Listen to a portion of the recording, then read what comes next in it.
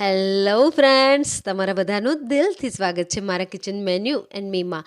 આજે આપણે બનાવતા શીખીશું ઉત્તર ભારતમાં ખવાતી શિયાળાની સ્પેશિયલ સબ્જી, અને એ છે સરસોદા શાક.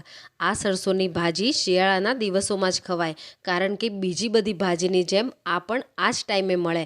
આપણા ગુજરાતમાં જેમ શિયાળામાં રીંગણનો ઓળો ખવાય, એમ આ ટાઈમે ત્યાં શાક ખવાય. બેઝિકલી આ ભાજી પાકી જાય પછી આના ફૂલમાંથી જ રાઈ બને છે, જે આપણે વઘારના ઉપયોગમાં લઈએ છીએ. આ ભાજી સાથે મકાઈના રોટલા ખૂબ જ સારા લાગે છે, અને આમાં મરચું, હળદર કે બીજા કોઈ મસાલા ઉમેરવામાં નથી આવતા. તે છતાં સ્વાદમાં ખૂબ જ ટેસ્ટી લાગે છે, અને આની બનાવવાની રીત પણ બીજી ભાજી કરતાં થોડી અલગ છે. તો ચલો ફટાફટ બનાવીએ ઉત્તર ભારતનું ખૂબ જ પ્રખ્યાત એવું સરસોદા શાક. તો તેની માટે અહીંયા મેં 250 ગ્રામ સરસોની ભાજી લીધી છે.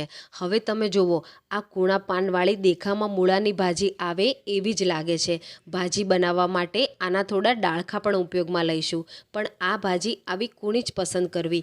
બીજી થોડા મોટા પાનવાળી પણ આવે છે, એ ન લેવી, કારણ કે તેને ચડતા ખૂબ વાર લાગશે, અને સ્વાદમાં થોડી તુરી અને કડવી પણ હોય છે. સરસોની ભાજી એકલી ન બનાવાય, તેની સાથે બીજી 2 ભાજી મિક્સ કરવામાં આવે છે. તે બીજી 2 ભાજી કઈ છે તે પણ જોઈએ. 250 ગ્રામ સરસોની ભાજી સાથે અહીંયા મેં 100 ગ્રામ પાલકની ભાજી લીધી છે. આના ડાળખાનો ઉપયોગ નથી કરવાનો, એટલે ડાળખા કાઢી અલગ કરી લીધી છે. સાથે જ 50 ગ્રામ ચીલની ભાજી લીધી છે.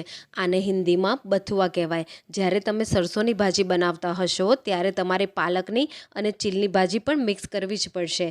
આ ભાજી તમને ઇઝીલી માર્કેટમાં મળી જશે. તો હવે ત્રણેય ભાજીને કટ કરવાની છે. તો તમે જુઓ, સરસોની ભાજીના બહુ જાડા ડાળખા કાઢી આવા થોડા પાતળા ડાળખા સાથે જ કટ કરીશું. એકલી ભાજી કરતાં ડાળખા સાથે કટ કરી શાક બનાવવાથી વધારે ટેસ્ટી લાગે છે. સરસોની ભાજી બહુ જ હેલ્ધી હોય છે. આમાં calcium, fibre, manganese, protein, vitamin B6, vitamin A જેવા જરૂરી તત્વો હોય છે, જે શરીરને તંદુરસ્ત રાખવામાં મદદરૂપ થાય છે, અને બહુ જ ઓછી કેલરી હોય છે, જેથી જે ડાયટ કરતા હોય તે પણ આરામથી ખાઈ શકે. ફાઇબર વધારે હોય છે એટલે પાચન જલ્દીથી થઈ જાય, અને પાચન તંત્ર મજબૂત બનાવે.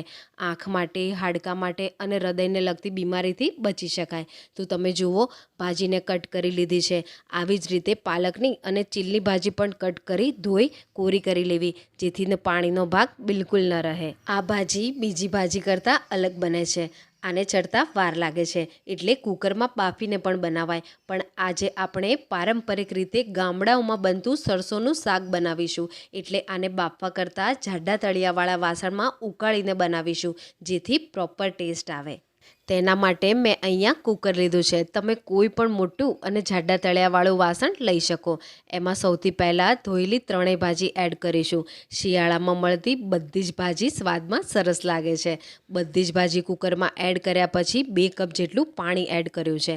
આ ભાજી ઉકાળીને બનાવવાની છે, એટલે હજી પાણીની જરૂર પડશે, પણ થોડી સોફ્ટ થઈ જાય પછી જરૂર પ્રમાણે પાણી એડ કરતા જઈશું. ભાજી બનાવવામાં ટોટલ 4 કપ પાણી જોઈશે.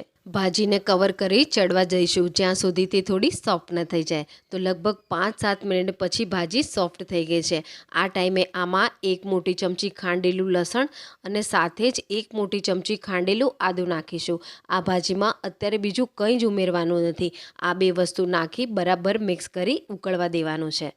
આમાં સૌથી વધારે ટેસ્ટ આદું અને લસણનો જ આવશે. બીજા કોઈ જ કોરા મસાલા કે ગરમ મસાલા ઉમેરવાના નથી. તે છતાં ભાજી એટલી ટેસ્ટી લાગે છે કે તમે શિયાળામાં એકવાર તો ચોક્કસ બનાવશો જ. સ્વાદમાં પણ ટેસ્ટી અને હેલ્ધી પણ ખરી, એટલે ઘરમાં નાના મોટા બધાને ભાવશે. હવે ફરીથી ઢાંકીને ચડવા દઈશું 30 મિનિટ મીડિયમ ફ્લેમ પર. ભાજીમાં વચ્ચે વચ્ચે મિક્સ કરી જે 2 કપ પાણી ઉમેરવાનું બાકી હતું તે ઉમેર્યું હતું. તો તમે જુઓ, ભાજી આવી ગળી જાય પછી તેમાં લાકડાની ઝેરણી કે રવાઈ લઈ આવી રીતે પ્રેસ કરી મિક્સ કરતા જવું. આમ કરવાથી તેમાં પાણીનો ભાગ ઓછો દેખાશે અને ઘાટો રસો થઈ જશે. તો તમે જુઓ, હજી પણ જોઈએ એવી પેસ્ટ નથી બની. તેની માટે અહીંયા મેં અડધો કપ મકાઈનો લોટ લીધો છે. આ લોટથી તેમાં બાઇન્ડિંગ સારું આવશે, એટલે થોડું લોટ નાખી મિક્સ કરતા જઈશું. લોટ કોરો જ લીધો છે, એટલે નાખ્યા પછી ફટાફટ મિક્સ કરવું, જેથી ગઠ્ઠા ન પડે. મકાઈનો લોટ કકરો હોય છે, એટલે વધારાનું પાણી એબ્ઝોર્બ કરી લેશે.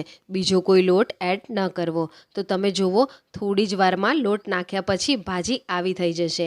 હવે ભાજીને સાઈડમાં રાખી નાખી વઘાર કરવાનો છે.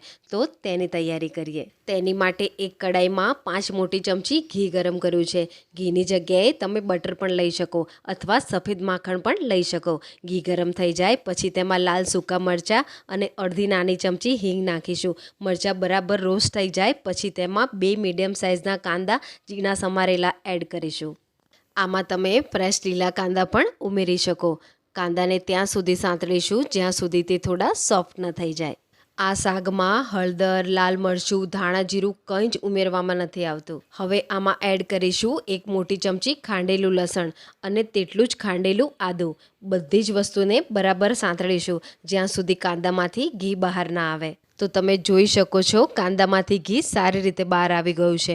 હવે અહીંયા મેં મીડિયમ સાઇઝના ટામેટાં ક્રશ કરીને રાખ્યા છે એ લઈશું. તમે ટોમેટો પેસ્ટ પણ લઈ શકો. હવે ભાજી બાફતી વખતે મીઠું એડ નહોતું કર્યું તો અત્યારે આપણે સ્વાદ પ્રમાણે મીઠું ઉમેરીશું અને બરાબર મિક્સ કરી તૈયાર કરેલી ભાજી એડ કરીશું. જેમ કે આપણે જાણીએ છીએ કે બધી જ ભાજીના ટેસ્ટ અલગ અલગ હોય છે. આ સરસવની ભાજી એકદમ સાદી રીતે બનતી અને પૌષ્ટિકતાથી ભરપૂર છે. એટલે શિયાળામાં ચોક્કસ ખાવી જોઈએ જેથી આપણા શરીરને જોઈતા પોષક તત્વો મળી રહે. સારી રીતે મિક્સ કર્યા પછી 2 મિનિટ માટે મીડિયમ ફ્લેમ પર સિજવા દઈશું. તો તમે જુઓ ઉત્તર ભારતનું પ્રખ્યાત એવું પારંપરિક રીતે બનતું સરસોદા શાક રેડી છે. આને ગરમા ગરમ સર્વ કરીશું મકાઈની રોટલી, ગોળ અને ફ્રેશ કાંદા સાથે. મકાઈના લોટની ફૂલેલી અને સોફ્ટ રોટલી કઈ રીતે બને તે રેસિપીના વિડીયોની લિંક મેં ડિસ્ક્રિપ્શન બોક્સમાં આપી છે. તે તમે ચોક્કસ જોજો. જ્યારે પણ તમે ઉત્તર ભારત જાઓ ત્યારે ચોક્કસ આ શાક ટ્રાય કરજો. પણ તે પહેલાં આ સિઝનમાં એકવાર જરૂરથી બનાવો અને બનાવ્યા પછી મને કમેન્ટ કરો કે તમને મારી આ રેસિપી કેવી લાગી. ગમી હોય તો લાઈક અને શેર કરો. સાથે જ મારી ચેનલ મેન્યુ એન્ડ મીને સબસ્ક્રાઈબ કરો અને સાઈડમાં આપેલા બેલ આઇકનને પણ પ્રેસ કરી લો જેથી મારી બધી જ નવી નવી રેસિપીઝનું નોટિફિકેશન તમને સૌથી પહેલાં મળે. હું મારી બધી જ રેસિપીઝ ફટાફટ અને સરળતાથી બની જાય તે રીતે બનાવતા બતાવું છું જેથી તમે પણ જલ્દીથી બનાવી શકો. મારો આ વિડીયો પૂરો જોવા માટે તમારો દિલથી આભાર. ફરી મળીશું એક નવી જ રેસિપી સાથે. ત્યાં સુધી ગુડ બાય.